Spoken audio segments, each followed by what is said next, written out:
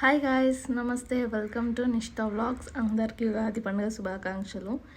ఈ ముగ్గు చూపిస్తున్నా అంటే మీకు అర్థమైంది అనుకుంటా. ఈ ముగ్గు నేనే వేసిన.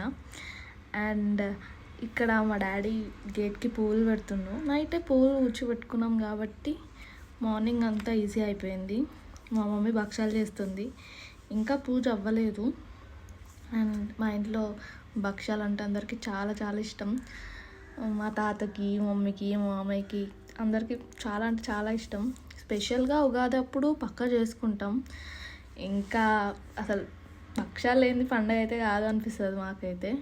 అండ్ చాలామంది ఆయిల్ పెట్టి చేస్తారు, మేము పిండి చల్లుకుంటూ చేస్తాం. మీకు ఇది కొంచెం డిఫరెంట్ అనిపించవచ్చు, కానీ ఇలా ట్రై చేయండి, బాగుంటుంది.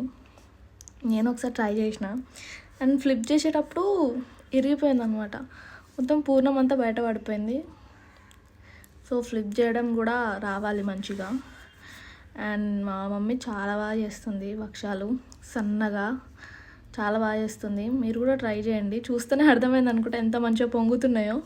ఇంకా వేడివేడిగా తింటుంటే ఆహా ఓహో అనాల్సిందే మీరు కూడా. ఇలా ట్రై చేసి నాకు చెప్పండి కమెంట్స్లో. చేసినవన్నీ ఇట్లా ఇస్తరాకులలో పెట్టేసి పెడతాం దేవునికి. ఈ ఇస్తరాకులు మా డాడీ చేసిండు, బాగున్నాయి కదా. ఇవి మీరు కూడా చేసుకోవచ్చు.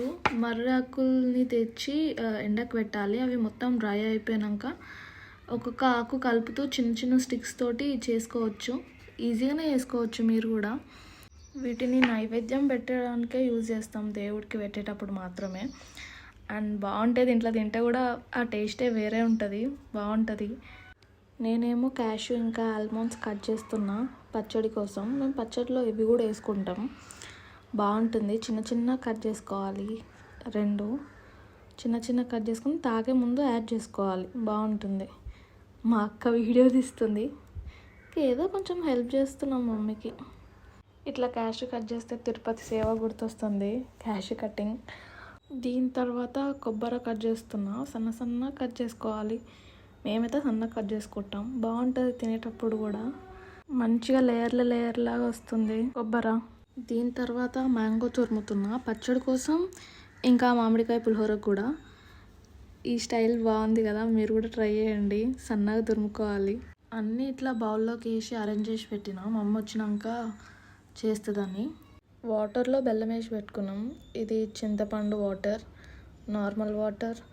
తర్వాతకి మ్యాంగో తురిమింది, కొబ్బరి, ఆల్మండ్స్, క్యాషు, పుట్నాల పప్పు, ఇంకా వేప పువ్వు. చేదు ఎక్కువ ఉందని కొంచెమే పెట్టిన. ఇంకా లాస్ట్ గసగసాలు అన్నీ ఇట్లా మంచిగా బౌల్స్లో వేసి అరేంజ్ చేసి పెట్టిన.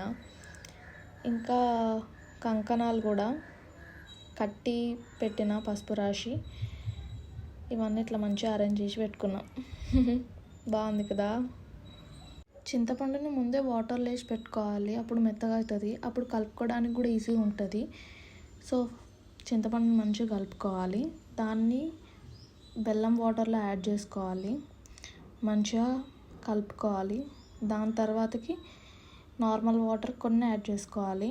మీరు ఎంత క్వాంటిటీలో వేద్దాం అనుకుంటారో దాన్ని బట్టి అన్నీ వేసుకోవాలి. బెల్లం, కొంతమంది షుగర్ కూడా వేసుకుంటారు, మేము షుగర్ వేసుకోము, ఓన్లీ బెల్లం తోటే వేస్తాం. ఒక్కొక్క దగ్గర ఒక్కొక్క స్టైల్ చేస్తారు, ఇది మా మమ్మీ స్టైల్. కొంతమంది కారం వేసుకుంటారు, కానీ మేము కారం వేసుకోము. క్యాషు ఇవి ఎక్కువ యాడ్ చేసుకుంటాం.